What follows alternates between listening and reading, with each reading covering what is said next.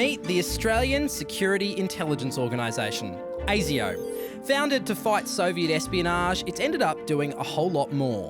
In 1954, ASIO was accused of playing a key role in Prime Minister Bob Menzies' re-election by encouraging a Soviet defector, Vladimir Petrov, to accuse the Labour Party of having connections to the KGB. It spied on the Prime Minister, John Gorton, in 1969, compiling a dossier on his drinking habits and personal life. ASIO then tried to destroy the evidence of its surveillance.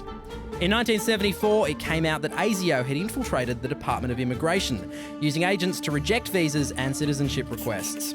ASIO still screens immigrants. One veteran of the department recently labelled ASIO checks as unreliable and politically motivated. Also in 1974, ASIO was discovered running interrogation workshops for Filipino and Indonesian secret police, regimes that went on to disappear many of their opponents. For a secretive organisation, ASIO has never been far from the headlines.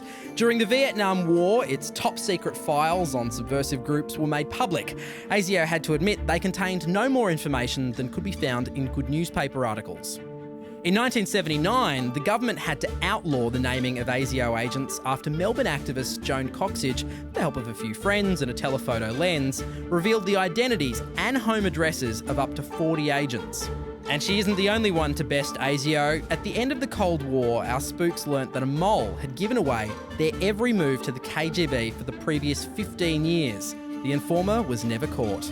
And ASIO has had a few problems with identification. 5 years ago, lawyer Frank Stevens fought to get ASIO to release his file. It said the 73-year-old was born 100 years ago and had flowing red hair. He was bald. In 2007, ASIO officers kidnapped and falsely imprisoned a terror suspect, Izar-ul Haq.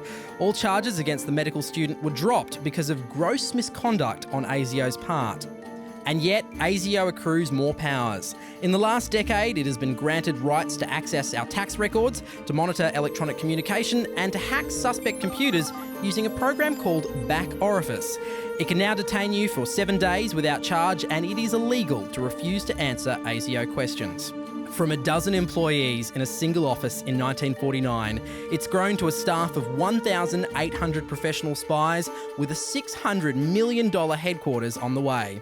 ASIO, less than secure, less than organised, and sometimes a little less than intelligent.